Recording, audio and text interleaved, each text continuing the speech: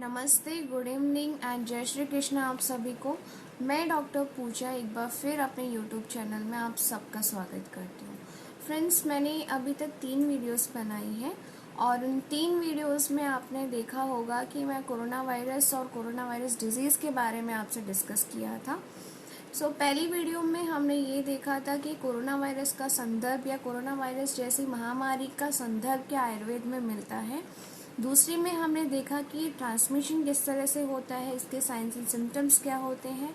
और तीसरे में मैंने आपको ये बताया था कि हम प्रिवेंशन कैसे हो सकता है। उसी वीडियो का कंटिन्यूशन करेंगे हम आज वाली वीडियो में।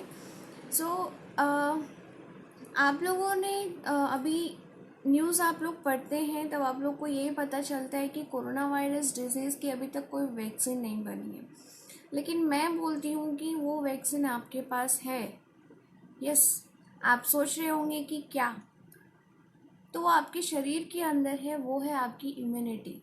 जी हाँ, ये इम्यूनिटी ही है आपका वैक्सीन अभी इस महामारी के टाइम पे।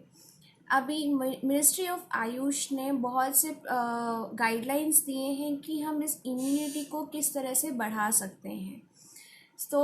किस तरह से इम्यूनिटी को बढ़ाया जा सकता है और हम क्या कर सकते हैं, ये सब हम आज देखेंगे।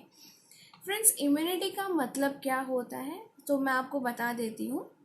इम्यूनिटी का मतलब ये होता है, आयुर्वेद में आचार्य चरक ने सूत्र स्नाना 28 चैप्टर में बताया है। उन्होंने ये बोला है कि व्याधि क्षमत्व मतलब इम्यूनिटी को उन्होंने बोला है व्याधि क्षमत्व। व्याधि क्षमत्व क्या है? वो चीज़ है जो व्याधि के बल को विरोध करे। मतलब हमारे अंदर जो बल है वही व्याधि क्षमत्व है और वही बल किसी भी रोग को लड़ने से हमें शक्ति प्रदान करता है। अब ये बल किस तरह से हम और ज़्यादा मजबूत कर सकते हैं, ये बल किन चीज़ों पर डिपेंड करता है, ये सब हम अभी देखेंगे। बल जो है आपका बेसिकली आपके आहार के ऊपर डिपेंड करता है। आप जितना अच्छा खाएंगे आपका बल, आपकी इम्यूनिटी उतनी ही अच्छी होगी। मैं ऐसा क्यों कह रही हूँ, क्योंकि इसके पीछे भी आयुर्वेद में बहुत ही प्यारा सा वर्णन किया गया है कि आप जो कुछ भी खाना खाते हो उसके 2 हिस्से होते हैं। ठीक है, तो 2 हिस्सों में क्या होगा कि एक होता है आपका सार भाग और दूसरा होता है आपका कीट भाग। तो सार भाग जो होता है वो आपके बॉडी को पोषण देता है, मतलब न्यूट्रिशियस होता है वो बहुत ज़्यादा। आपकी जितनी 7 धातु हैं अकॉर्डिंग टू आयुर्वेदा, आपकी बॉडी में 7 धातु होती हैं। वो 7 धातु जो हैं रस, रक्त, मांस, मेदा, अस्थि, मज्जा और शुक्र। ये 7 धातुओं को पोषण देने के लिए आपका आहार बहुत ज़्यादा ज़रूरी है। इन 7 धातु को अगर आपने अच्छे से पोषित किया तो इनका सार मतलब एसेंस, जो इनका एसेंस होगा वो आपका होगा ओजस, मतलब आपकी immunity. Directly your aahara is equals to your immunity. आप अच्छा खाएंगे, आपकी इम्यूनिटी अच्छी होगी। अब इम्यूनिटी को जस्ट इन जनरल समझाने के लिए मैं आपसे एक एग्जांपल देती हूँ आपको कि कुछ लोग हैं या फिर कुछ फ्रेंड्स हैं क्लास में, या फिर आप अपने बच्चों की क्लास में देख लीजिए। आप लोगों को ये लगता होगा कि अगर मान लीजिए आपका बच्चा बारिश में भीग गया है या फिर सर्दी के मौसम में बहुत जल्दी बीमार पड़ता है, बाकी लोग बीमार नहीं पड़ते हैं, तो ऐसा क्यों? वो इसीलिए क्योंकि इनकी इम्यूनिटी कुछ की जिसकी कम होगी वो जल्दी बीमार पड़ेंगे और जिनकी अच्छी होगी वो जल्दी बीमार नहीं पड़ेंगे। एक ये छोटा सा एग्जाम्पल था इम्यूनिटी समझाने के लिए। अब हम ये देखते हैं कि हम डे टू डे लाइफ में ऐसा क्या करें कि इम्यूनिटी हमारी अच्छी हो सके, हमारी ऐसी क्या हैबिट्स होनी चाहिए कि हम इम्यूनिटी को सुधार सकें, हम अच्छा कर सकें। फ्रेंड्स, इम्यूनिटी जो है वो आपकी बाय बर्थ भी आपके अंदर रहती है और बाहर जब आप पैदा हो जाते हैं उसके बाद में इम्यूनिटी आपकी बहुत सारे फैक्टर्स पे डिपेंड करती है। वो फैक्टर्स क्या होते हैं? सबसे पहले होता है, अकॉर्डिंग टू आयुर्वेद ही मैं आपको बताऊंगी, सबसे पहला फैक्टर होता है कि आपका धातु का सार, मतलब अगर आप अच्छा पोषण दे रहे हैं, आपकी धातु सारी अच्छे से पोषित हो रही हैं, तो आपकी इम्यूनिटी अच्छी होगी। दूसरा पॉइंट इसमें आता है कि आपकी अग्नि कैसी है, मतलब आपकी डाइजेस्टिव फायर, आपका डाइजेशन कैसा होता है। जितना अच्छा डाइजेशन आपका होगा उतना ही अच्छा मेटाबॉलिज्म होगा और उतने ही अच्छा आपकी बॉडी में पोषण होगा। तीसरी चीज आती है श्रोतस। श्रोतस होते हैं छोटे छोटे माइन्यूट चैनल्स आपकी बॉडी में, जिसको हम कंपेयर कर सकते हैं मॉडर्न में to the arteries, veins, nerves, इन सब चीज़ों से। ठीक है, सो इन तीन बेसिक चीज़ों के ऊपर हमारी इम्यूनिटी डिपेंड करती है। और इन तीन चीज़ों को हम किस तरह से अच्छा कर सकते हैं, एक तो मैंने आपको आहार बता ही दिया, बट आहार के डिटेल में हम थोड़ा इस वीडियो के लास्ट में हम लोग देखेंगे। एंड इसमें हम लोग और ये देखेंगे कि सबसे पहली चीज़ क्या है कि हम इम्यूनिटी को बढ़ा सकें। सो आपने वो कहावत सुनी होगी कि early to bed and early to rise. Yes, that is right. मुझे लगता है कि कोरोना वायरस हमें बहुत सी चीज़ें जो हम भूल गए थे दोबारा सिखा रहा है। हमें टाइम से सोना चाहिए, हमें टाइम से उठना चाहिए, क्योंकि एक ये जो साइकिल होती है ना हमारी बॉडी की, वो बहुत ज़रूरी होती है हमें बॉडी के पोषण के लिए। हमारी बॉडी के जो टिश्यूज़ जो हमारे इंजरी हो जाती है जिनको, या फिर जो खराब हो जाते हैं सेल्स, उन सेल्स को रिपेयर करने के लिए हमारी बॉडी को भी टाइम चाहिए होता है। एंड इसके लिए हमें प्रॉपर स्लीप की ज़रूरत होती है, प्रॉपर फूड की ज़रूरत होती है, योगा एक्सरसाइजेस की ज़रूरत होती है। So the very first point to increase your immunity is sun therapy, मतलब धूप सेकना। अभी हाल ही में एक रिसर्च हुई है जिसमें ये बताया गया है कि कोरोना वायरस से जितने भी इन्फेक्टेड पेशेंट्स थे या फिर जो डिजीज़ हो चुके हैं, मतलब जो मर चुके हैं, उनमें यही पाया गया कि उनमें विटामिन डी की डेफिशिएंसी बहुत ही ज़्यादा थी। सो विटामिन डी डेफिशिएंसी होने की वजह से ही बहुत सी चीज़ें ऐसी होती हैं जो कि हमारी बॉडी में जो सेल्स होते हैं वो रिपेयर नहीं हो पाते हैं। ठीक है, so vitamin D is very important for our body and the natural source for that is sunlight. So आप कैसे कर सकते हैं सन थेरेपी? हल्के से कपड़े पहनिए, कोई भी कॉटन के कपड़े पहन के आप 15 से 20 मिनट मॉर्निंग और इवनिंग में आप धूप सेक सकते हैं। लेकिन आपको एक चीज़ का ध्यान रखना होगा कि आपको अपने आप को बहुत ज़्यादा हाइड्रेटेड रखना है, पानी पीते रहना है। जब भी आप इस तरह से करेंगे, खाना खा के आपको कभी भी सन बाथ नहीं लेना है, मतलब आपको सन में नहीं बैठना, आपको धूप नहीं सेकनी है। और जैसे ही आप धूप सेक के वापस आते हैं 10 से 15 मिनट बाद आप नहाना है आपको, आप नहा के आप रिलैक्स कीजिए। सो ये है सन बाथिंग। इसकी इम्पोर्टेंस क्या है, इसके बेनिफिट्स क्या हैं कि ये आपके हार्मोनल इम्बैलेंसेस को आप सही करता है, मूड स्विंग्स जो होते हैं या फिर मूड को सही करता है।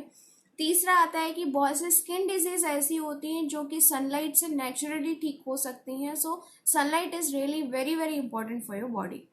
दूसरा पॉइंट इसमें मैं ये बोलूँगी कि सन बाथिंग हो गई। दूसरी चीज़ फिर से आहार के ऊपर आती है and that is intermittent fasting. अब आप लोग ये सोच रहे होंगे कि फास्टिंग के लिए तो मना किया गया है, then why she is telling for intermittent fasting. So इसके पीछे एक लॉजिक है, मैं आपको समझाती हूँ इंटरमिटेंट फास्टिंग है क्या। सो इंटरमिटेंट फास्टिंग का मतलब होता है कि आप अपनी बॉडी को रिलैक्स कर रहे हैं, छुट्टी दे रहे हैं खाने से। दिन के 24 घंटे में से 16 घंटे आप आराम कर रहे हैं, इसको हम इंटरमिटेंट फास्टिंग बोलते हैं। अब इसके यूजेस क्या होंगे, उसके लिए मैं आपको एक छोटा सा एग्जांपल देती हूँ। मान लीजिए 2 डस्टबिन्स पड़े हुए हैं, ओके।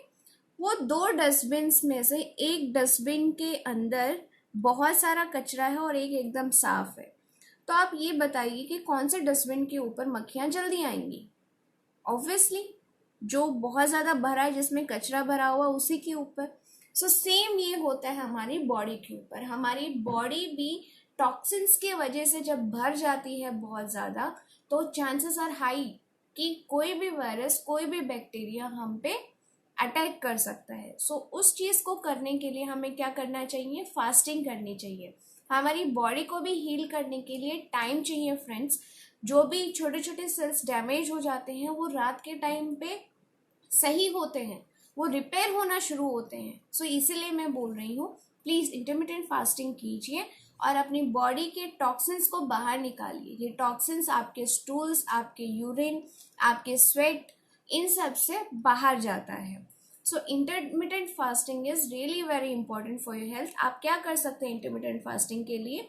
आप शाम के टाइम पे खाना खाइए 6 से 7 बजे के टाइम पे। Then in the morning, next day morning आप 11 बजे खाना खाइए।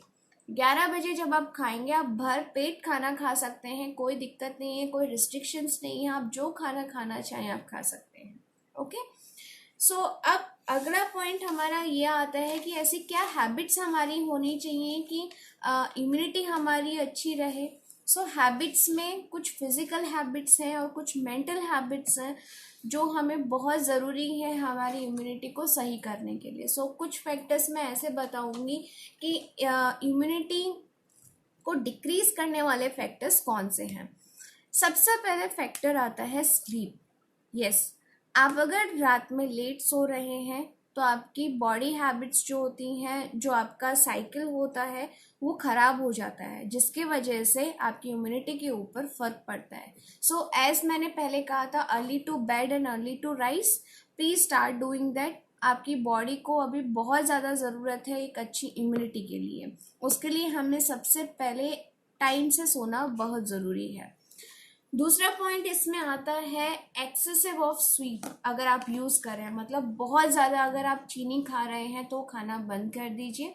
ज़्यादा चीनी अगर आप खाते हैं तो क्या होता है कि जो ज़्यादा चीनी होती है हमारी बॉडी में मेटाबोलाइज नहीं हो पाती है और वो फिर एक टॉक्सिन के रूप में हमारी बॉडी में रह जाती है, जिसकी वजह से अगेन हमारी इम्यूनिटी के ऊपर असर पड़ता है।